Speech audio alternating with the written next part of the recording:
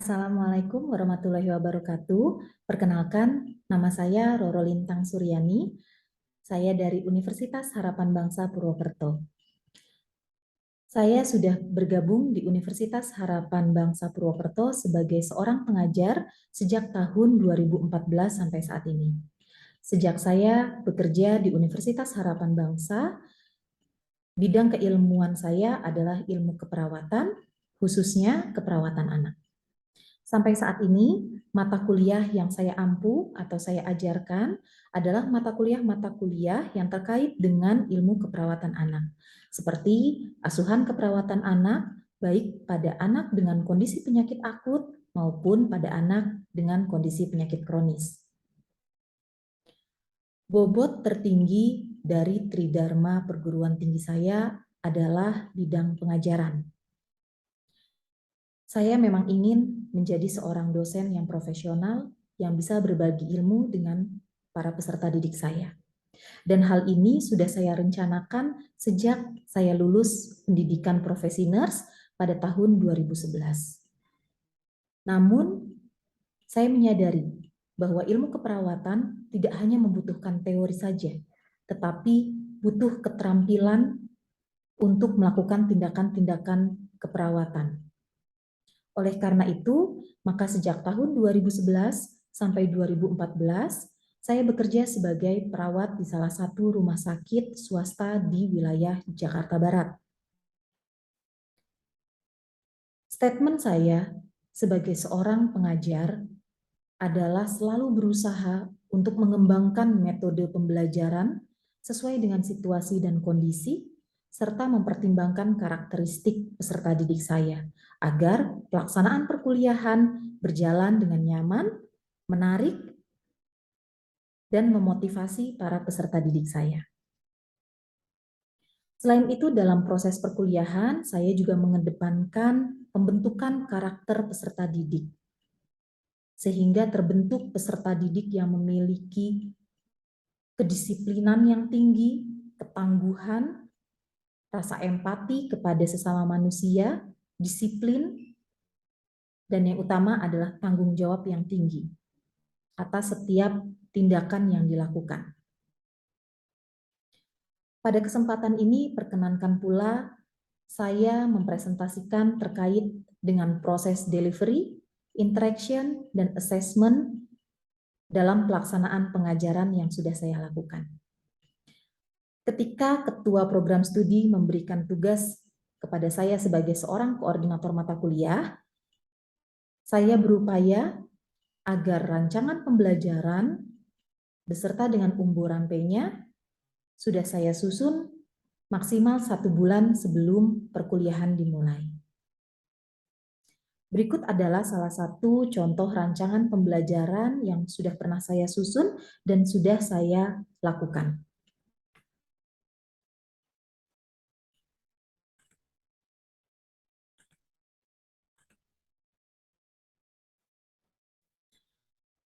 Berikut adalah asuhan keperawatan anestesiologi, pembedahan pediatrik, dan maternitas untuk RPP-nya.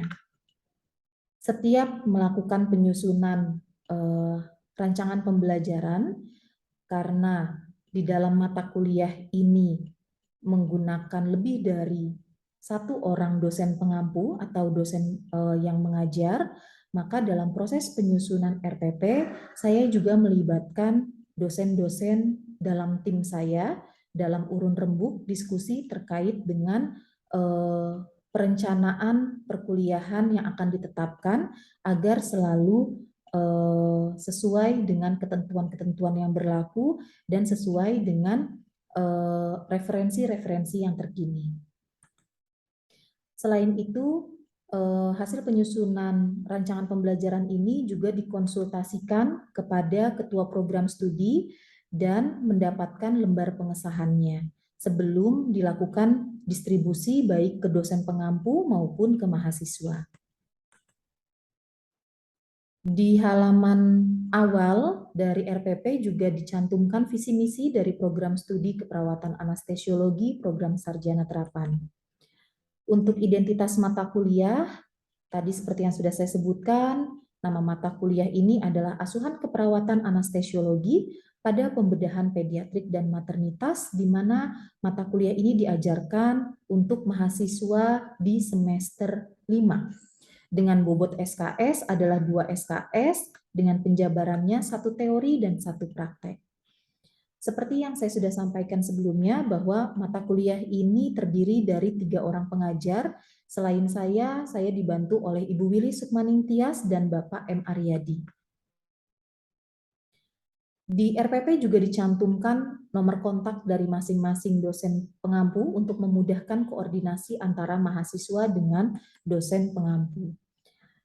Kemudian di dalam rancangan pembelajaran juga dicantumkan deskripsi mata kuliah, di mana mata kuliah ini menguraikan tentang anestesi pada pembedahan pediatrik dan obstetri ginekologi.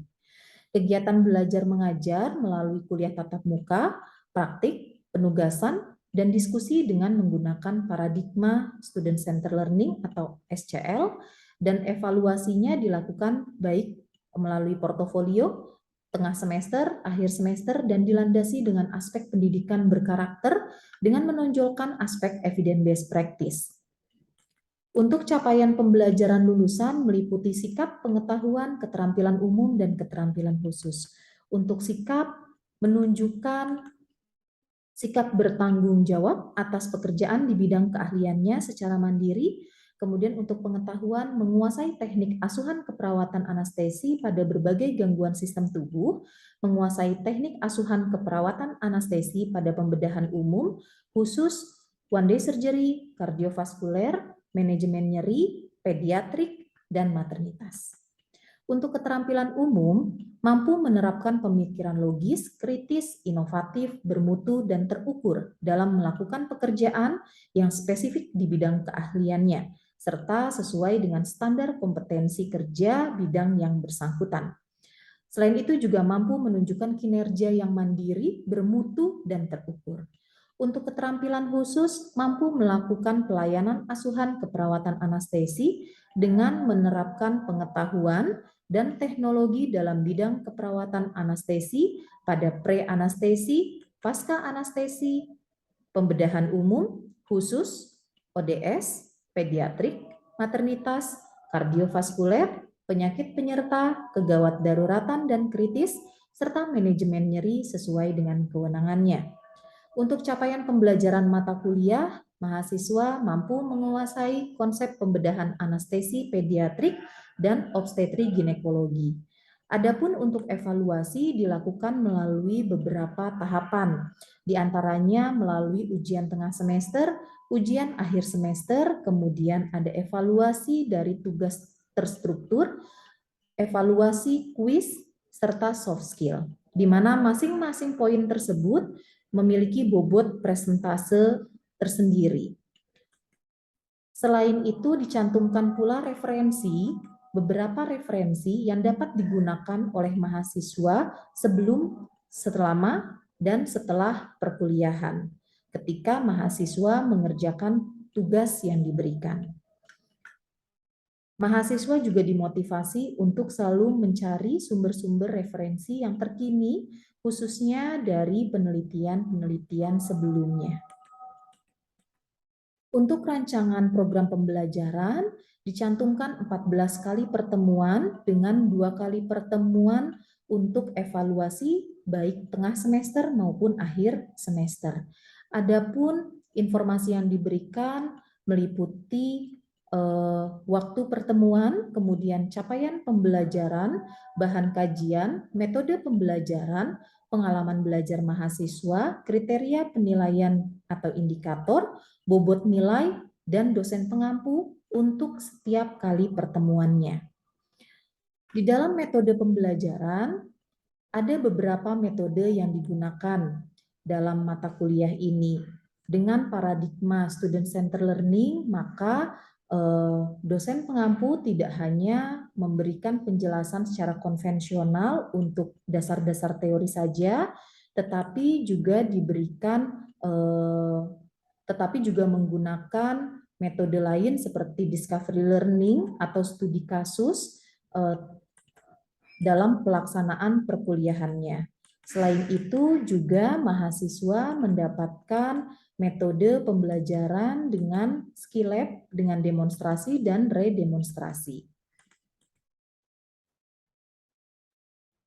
Untuk rancangan tugas, dicantumkan di bagian akhir untuk menjelaskan bagaimana tugas tersebut harus dikerjakan. Di dalam rancangan tugas juga sudah sangat jelas diperuntukkan untuk pertemuan keberapa. Dan di dalamnya juga terdapat tujuan penugasan dan uraian tugas yang meliputi objek garapan, batasan yang harus dikerjakan, cara pengerjaan, sampai dengan deskripsi luaran dari tugas yang dihasilkan. Selain itu, kriteria penilaian juga dicantumkan sebagai salah satu bentuk transparansi agar mahasiswa mengetahui bagaimana dosen melakukan penilaian secara objektif terhadap tugas yang diberikan kepadanya. Di bagian akhir dari rancangan pembelajaran dicantumkan rancangan soal untuk ujian tengah semester dan ujian akhir semester. Di dalamnya terdapat materi yang akan diujikan, kemudian jumlah soal, tipe pengerjaan soal, serta dosen yang membuat soal tersebut. Demikian salah satu contoh bentuk delivery, interaction, dan assessment yang disusun dalam pelaksanaan pengajaran saya, di mana RPP ini biasanya sudah kami berikan sebelum perkuliahan dimulai agar mahasiswa dapat mempelajari terlebih dahulu, membuat kontrak pembelajaran dalam satu semester ke depan, apa saja yang harus dicapai dan apa saja yang harus dilakukan. Selain memberikan RPP tersebut, kami juga melakukan diskusi secara langsung dengan mahasiswa terkait dengan isi RPP yang akan dijalani dalam satu semester ke depan. Berikutnya, saya akan memberikan contoh terkait dengan pelaksanaan pengajaran yang saya lakukan, dan sebagai salah satu contohnya izinkan saya untuk melakukan pengajaran terkait dengan mata kuliah asuhan keperawatan anestesiologi pada pembedahan pediatrik dan maternitas, khususnya untuk bahan kajian family center care.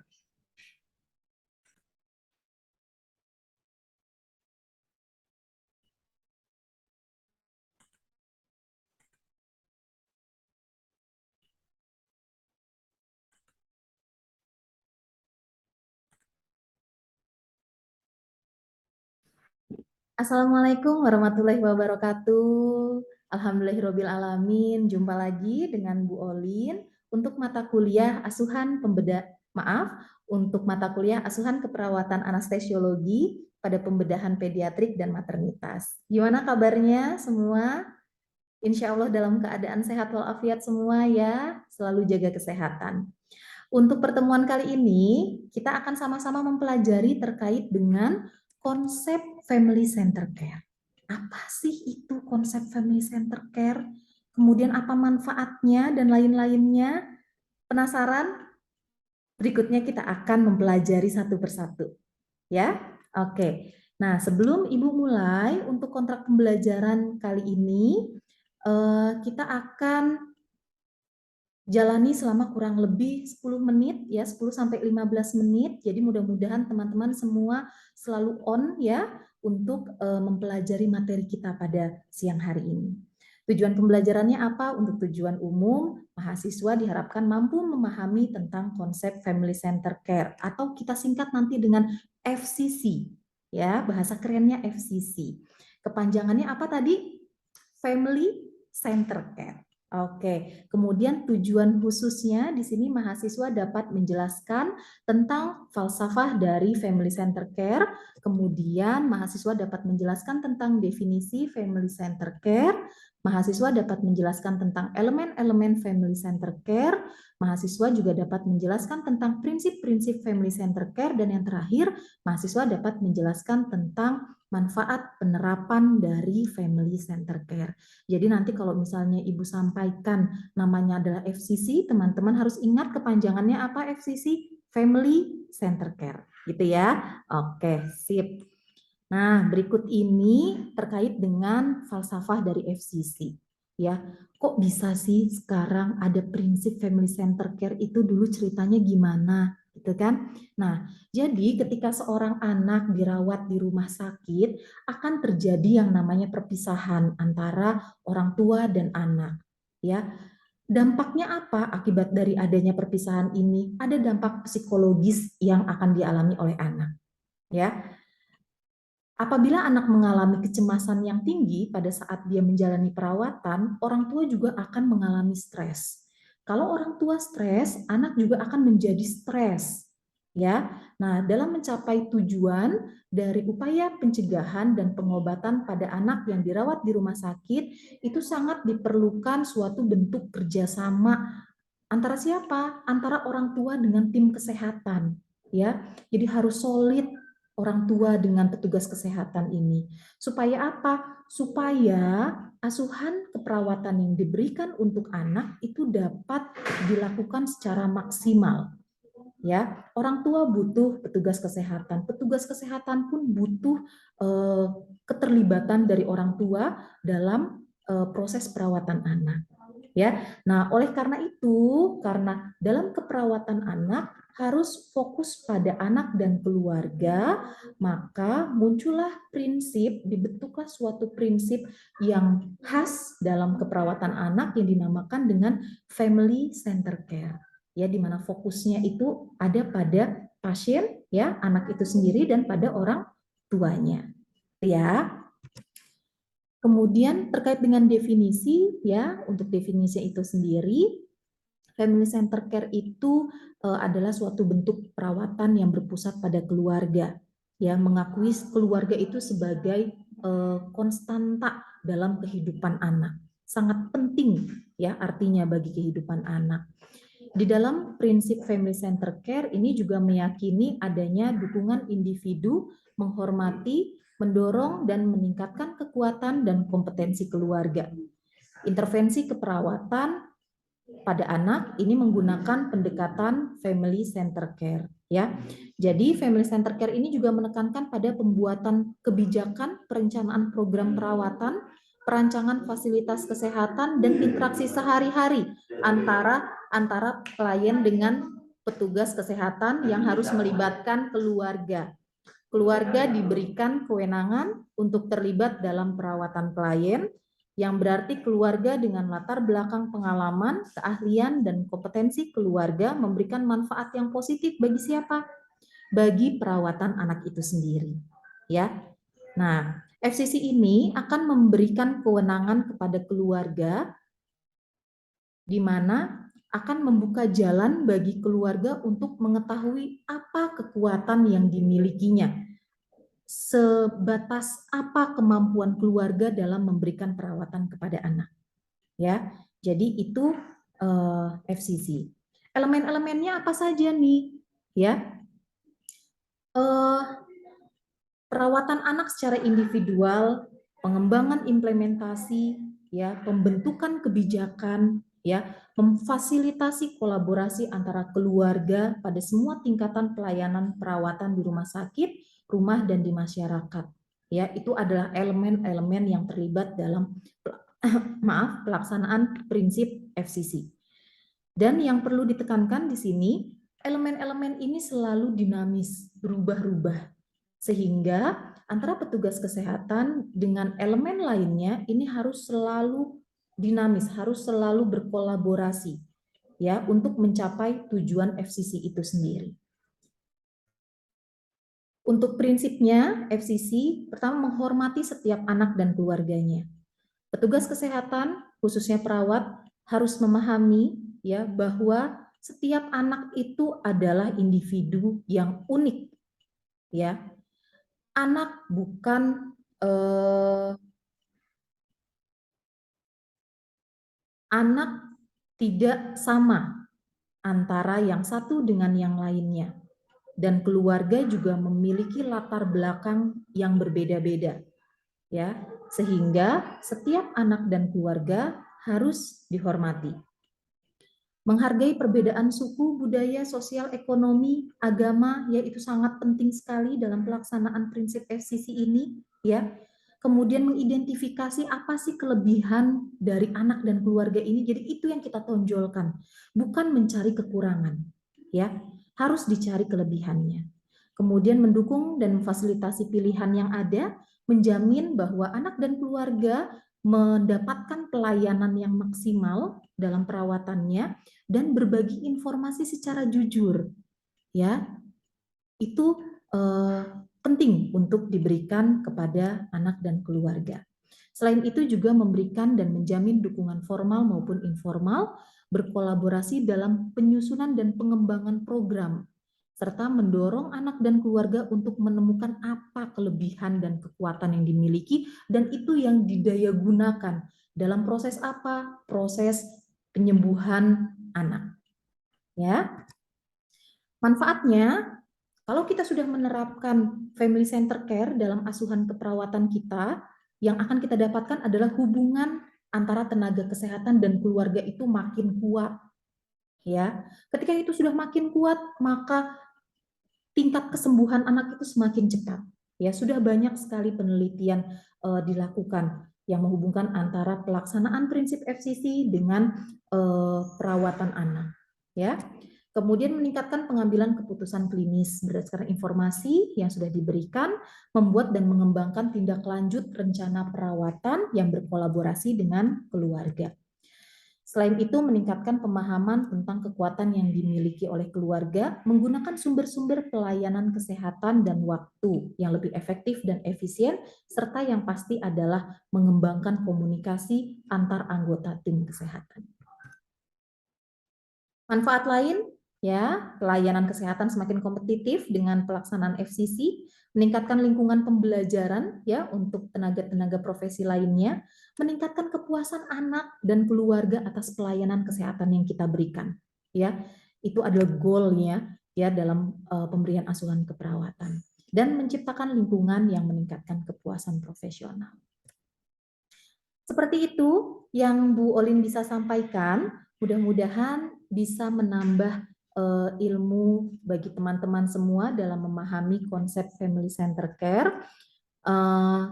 Sebelum diakhiri, tenang saja masih ada kuis, di mana kuis ini akan memberikan nilai-nilai plus bagi teman-teman semua ya, untuk Bu Olin bisa melihat apakah teman-teman semua sudah memahami terkait konsep yang sudah Bu Olin ajarkan dalam pertemuan ini ya. Jadi teman-teman bisa dijawab pertanyaan kuisnya, dijawab di mana, dikerjakan di lembar kerja mahasiswa yang nantinya akan diupload di kotak tugas yang sudah Bu Olin siapkan di Skalsa ya. Ada instruksi ataupun maksimal pengerjaan ya di kotak tugasnya, nanti silahkan teman-teman simak, cermati ya, jangan sampai ketinggalan karena ada nilai-nilai plus yang nanti akan didapatkan oleh teman-teman semua gitu ya. Oke, kalau gitu jika ada pertanyaan juga silahkan nanti bisa dicantumkan di dalam forum ya, nanti kita akan lakukan diskusi di dalam forum tersebut. Oke, itu saja dari Bu Olin. Mudah-mudahan ilmu yang diberikan bermanfaat buat kita semua ya. Jangan lupa selalu tetap semangat, sehat ya, selalu jaga kesehatan, utamakan kesehatan dan jangan lupa untuk selalu mengikuti perkuliahan selanjutnya. Oke, Bu Olin akhiri. Wassalamualaikum warahmatullahi wabarakatuh.